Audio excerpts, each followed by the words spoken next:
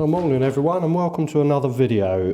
Today we're going to be plastering this wall here and I'm going to show you how I do my sponge effect to flatten it out. We've got a few cracks just come down the wall here and there, so best way to get over that is get some scrim. I mean, this wall's been decorated, it had been plastered previously but something's gone wrong with it and it's cracked. It was boarded, it's been cold in this house, so obviously settlement, you know how it is. So I'm going to put it right today by scrimming it up and getting it flat again. Right, let's get going. If you don't do this, guys, the cracks are just going to come back. I like to use the extra wide stuff. Always best to put this scrim on before you PVA it up, because otherwise the scrim won't stick to the PVA very well. So there's a tip for you.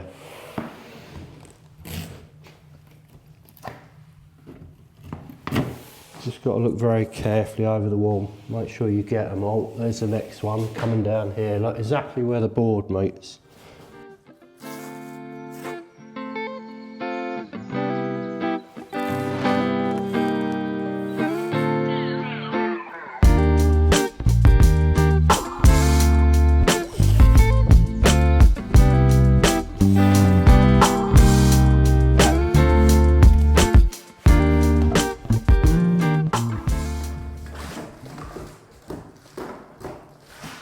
Okay, ready for PVA now, so I've mixed this up at about a 3-in-1 mix, well not about a 3-in-1 mix, I have mixed it up 3-in-1. I always find it just about right. I mean, this wall's not going to suck too much because it's plasterboard, just with a lick of paint over it at the moment. So I'll let this get to a sort of a tacky stage and then I'll start applying the plaster. But I'll just see what this goes off like. I might just put another coat on, we'll just see what it's like. Every wall's different.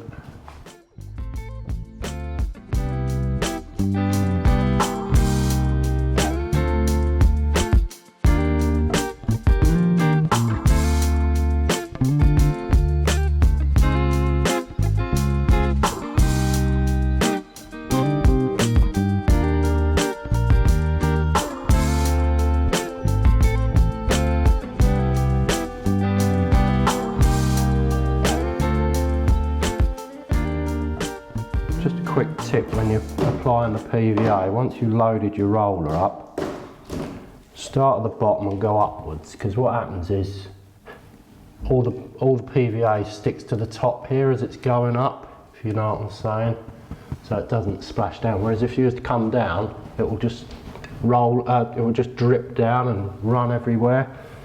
So when it's fully loaded, just go up first like that, and then when you've got most of it off of the roller, then you can carry on just doing it as normal.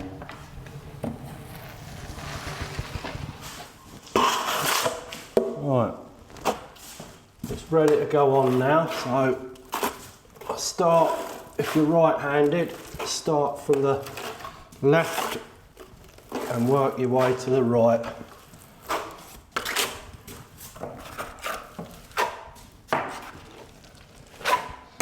Starting at the top.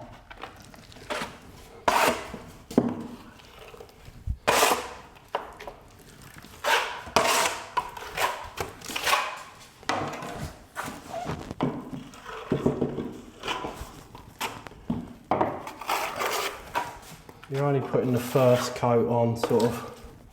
I mean, it depends on the wall. This is quite a flat wall, this at the moment, so it literally just goes on about probably just over 1 millimetre thick. I like to put it on and then roll it off with the speed skim. It's nice I can actually reach the ceiling here. I mean, I am 6 foot anyway, so height does help when you're plastering.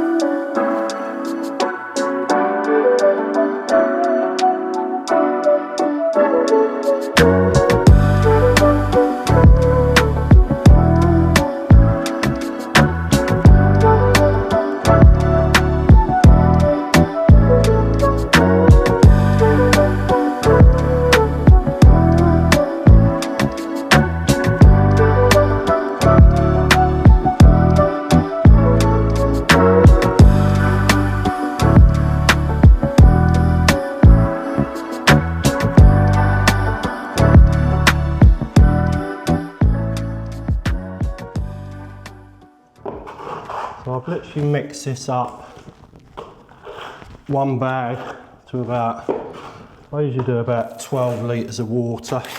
I think they recommend 11.5, but I always put about 12 in. Because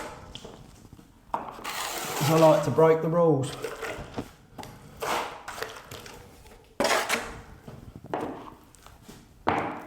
But everyone's different.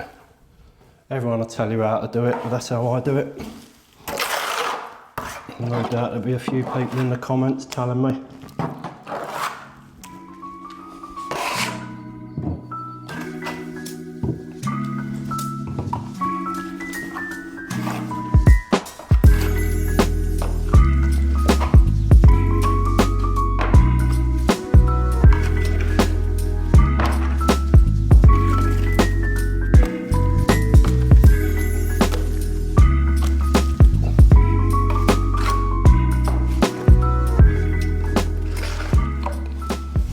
I like to use my large speed skim for big walls like this.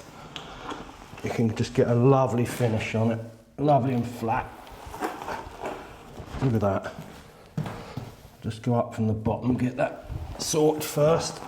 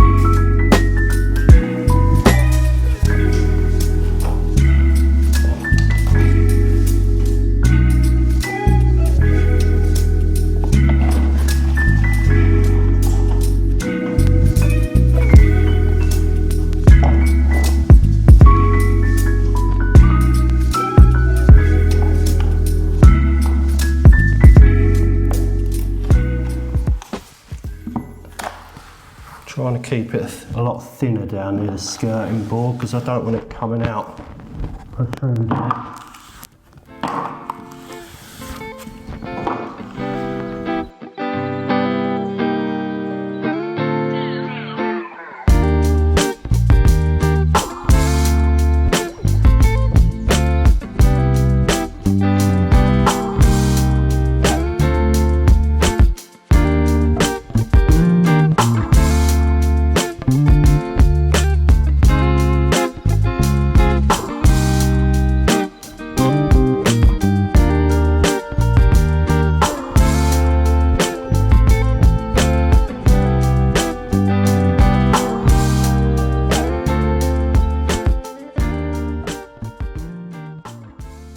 Okay, the next stage now is just to run your brush very lightly down the edges and just take away any lumps, because what you don't want is them getting into your finished coat. So, like I say, just gently trail it off.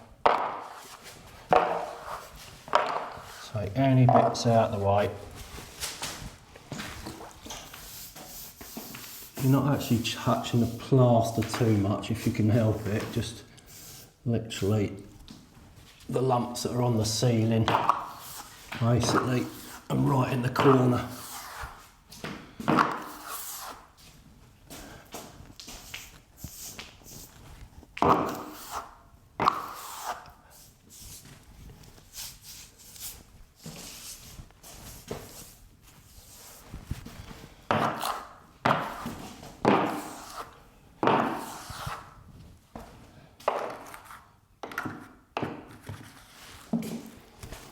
Okay. Right, time for the second coat now. I've made this one just a little bit wetter. You have to be a bit more careful it don't splash everywhere. And this will just be going on literally a millimetre thick. Doesn't need any more than that. I've got the first coat on nice and flat.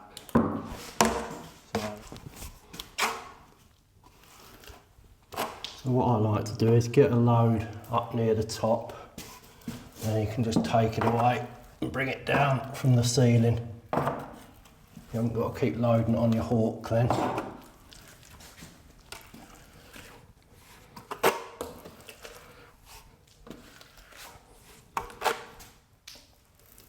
Always a bit trickier when you've got wires hanging out the wall.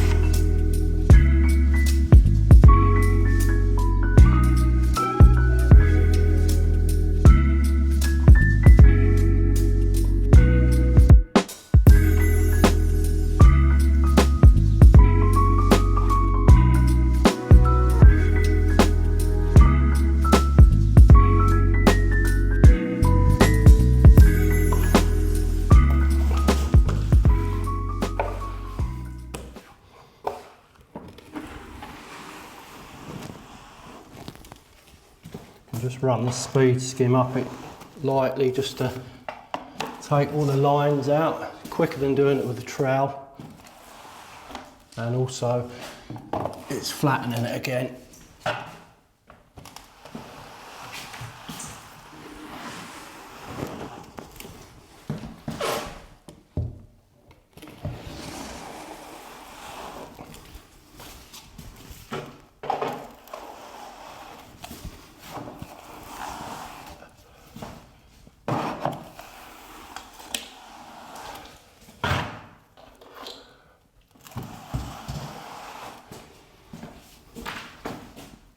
Also using the speed skim, it doesn't pull all the fat to the surface, creating bubbles. Alright, pretty much same procedure as the first coat. Go around your edges, get them nice and flat. Get rid of all the lumps.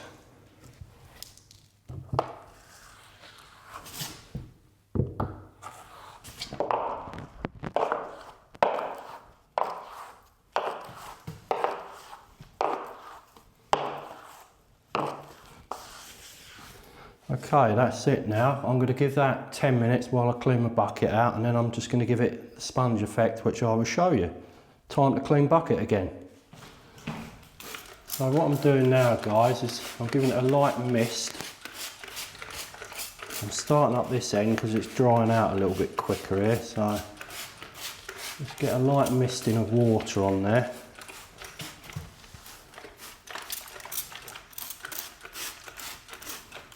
Don't need to be too much. And then what you're going to be doing is you're going to be going in a circular motion with the sponge like this, and that's properly flattening that out.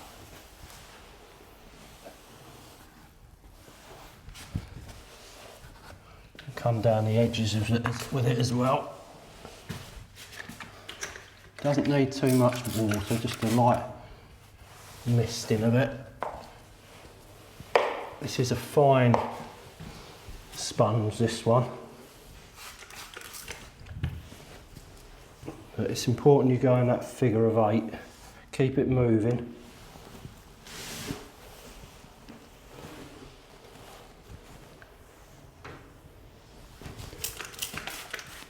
That's taking any little discrepancies out of the plaster, that is.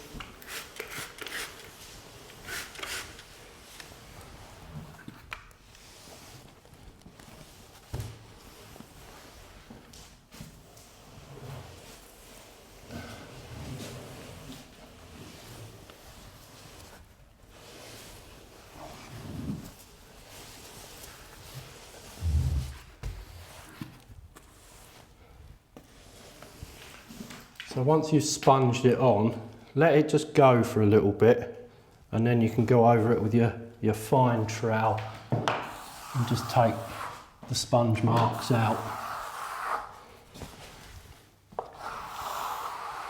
And what a finish that's leaving.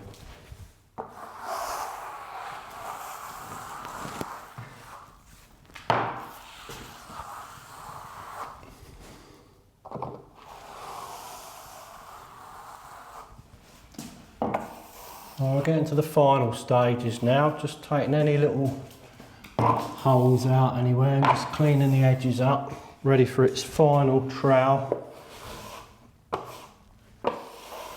But it's looking really, really nice, really flat. Right, final stages now, just trowel it off, just get a bit of water on your trowel and smooth it off.